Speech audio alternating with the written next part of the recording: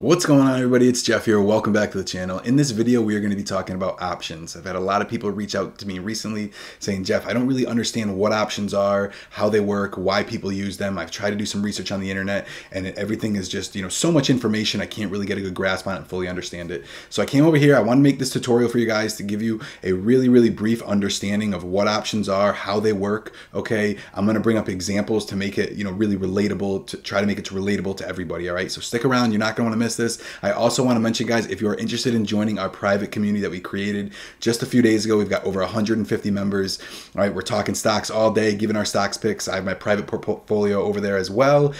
You have personal access directly to me and my team to be able to help you guys out. And we've also created a bunch of different content material, just like what you're going to see that comes included with it. So if you're interested in it, guys, check it out. It's the first link in the description. All right, let's get into this, guys. First off, what is an option? An option is a contract to the right to buy or sell a stock at a fixed price at or before a certain date. Now, I know you're probably thinking, yep, I've looked that up on the internet, I've Googled it before, but it doesn't fully make sense to me. Well, stick with me through this video, guys. I'm going to complete the full circle, all right? And by the end, you're going to be like, okay, I really understand it, now I get it, okay? And you'll feel confident enough to start, trying this yourself as well, all right? Let's get at this first, all right? You have two different types of options. You have a call option and a put option. A call option gives the option holder, which is you, the right but not an obligation to buy shares of a stock at an agreed upon price at or before a specific date. And a put option gives the option holder the right but not an obligation to sell shares of a stock at an agreed upon price at or before a specific date. Now let's look at some of those key terms because it can kind of jumble you up and mix you up a little bit. The agreed upon price is also known as the strike price. And the specific date is also known as the expiration or the expiry date, okay? Now, when you're buying options, you're either going to buy a call or a put. If you buy a call option, you're expecting and predicting that the price of that stock will increase. And if you're buying a put, you're expecting it to decrease. Well, to make things very simple, we're just going to go over right now buying call options. They are also the most popular options that people choose to use as well, okay? So let's kind of break this down, guys, and let me give you an example, all right? If you are buying a call option and you have a $50 strike price expiring on February 19th, if the price goes to 60, you have the right to buy it at 50, giving you an automatic $10 decrease on the price. So basically, if that price rises to 60 before February 19th, you can pretty much wave your hand up and say, we have a contract, we have an agreement, and this isn't a formal contract, it's all done, electronically. We have an agreement where I can buy it at 50, giving you an automatic increase, okay? When you're buying a put option, $50 strike price expiring 2/19, and if the price goes down to 40, you have the right to sell it higher, making it much more lucrative for yourself, okay? Now, let me break this down even further, okay? How does that work? You have option writers that sell contracts. Each contract, one, is equal to 100 shares of stock. A call option writer stands to make a profit if the underlying stock stays below the price, okay? Now, at the bottom, I say think health insurance, okay? The reason why people, we'll get into the reason why people do this, but just let me explain to you, okay?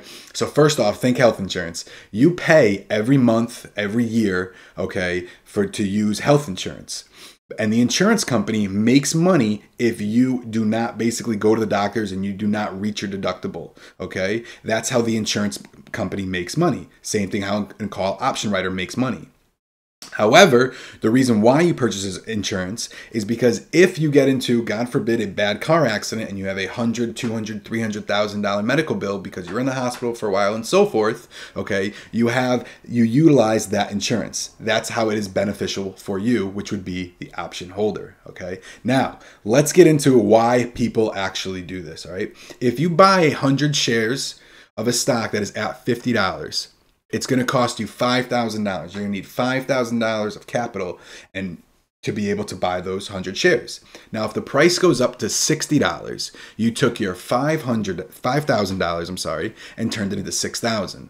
However, if the price goes to $40, that $5,000 becomes $4,000. So you stand a chance to either gain $1,000 or lose $1,000 from this example. Now, let's jump over to my personal brokerage account, guys. I use Merrill Lynch, and I'll kind of just give you an idea. And we're going to use the symbol General Motors for right now, guys. Oops, sorry, let's switch back. General Motors. The reason being is because the price is $53.60. It's very close, okay? So let's say, like I said, buying a call option. We're going to buy to open. We're going to buy one contract, okay? And this is set to expire February 19th. And we have a strike price of, we are expecting this to go to $60, okay? And it's a call because we're expecting it to increase. And we're going to label this up for market. Now, right here, as you can see, what they're going to charge per share is 8 cents. And that gets calculated by a variety of different factors, one of them being time. And later on in this video, I'll explain that. But if I were to exercise this right now, purchase this option right now, my maximum loss would be $8. Okay, so rather than buying 100 shares at $53.60, and if it goes down to 45 or 40, then I lose over $1,000. If I buy this option, my maximum loss is going to be $8. Now, when you see estimated maximum gain is unlimited, because you're right, the price potentially, as though it's rare, potentially could go up to $150, $200, and so forth, okay?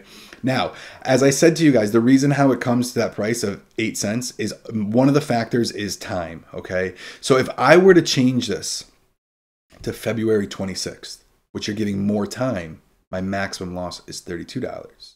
Okay, because the price, the ask on this is more expensive, because the chances of General Motors going from $53.60 to $60 in a couple weeks, you know, in, let's see, what are we at, 2 weeks or almost 2 weeks, is greater than it would go in 5 days, and so forth. If I were to go down to March 5th, it's even more expensive, 65-cent ask, the maximum loss $65, and so forth. The farther that you go out, most of the time, the more it will increase. That's one of the factors that how it comes through. However, right here, as you can see, it's my maximum loss.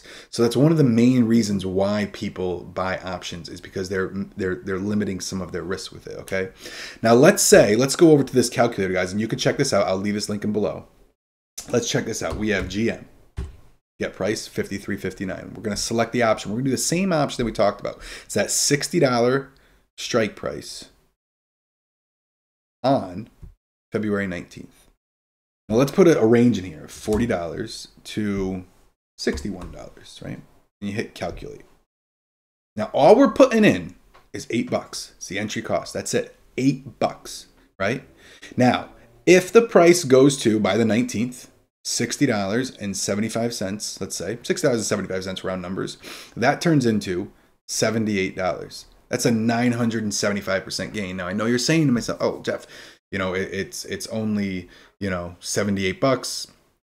You know, that there's nothing to it. But all you're putting in is $8, right?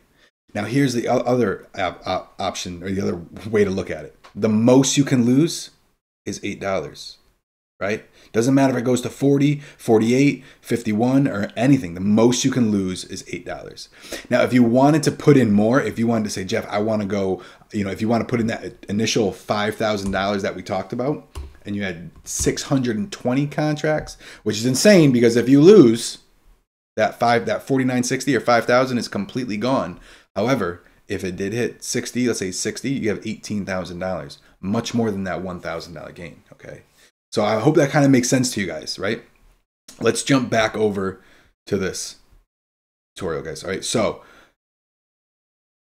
whoops, sorry. So last thing I want to talk about, guys, you have two different things that you need to think about. You have in the money and out of the money, okay? Also referred to as ITM versus OTM. In the money means you're buying one that with a strike price that has already been surpassed by the current stock price. What I mean by that is, for example, General Motors is in the money, which means I would be buying a strike price of $51, and out of the money is one of them that has not been reached yet, okay?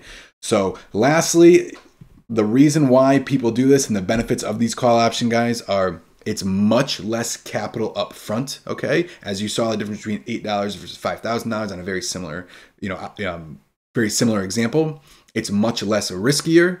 You have the ability to diversify, meaning if you only have $1,000, you can buy options in multiple different companies, right? Rather than having to put that $1,000 in one. You have the right to be able to exercise the option, means buy the shares back if it hits that strike price before your expiration date, or before or at your expiration date, or you can sell the option contract at a higher price. We will get into that into another video. Guys, I hope this explained to you at least a brief overview of what options are, why people use them, and so forth. If you have any questions, please leave them down below. Okay, I'll be more than happy to answer them. All right, that's it for this video, guys. I will see you in the next one.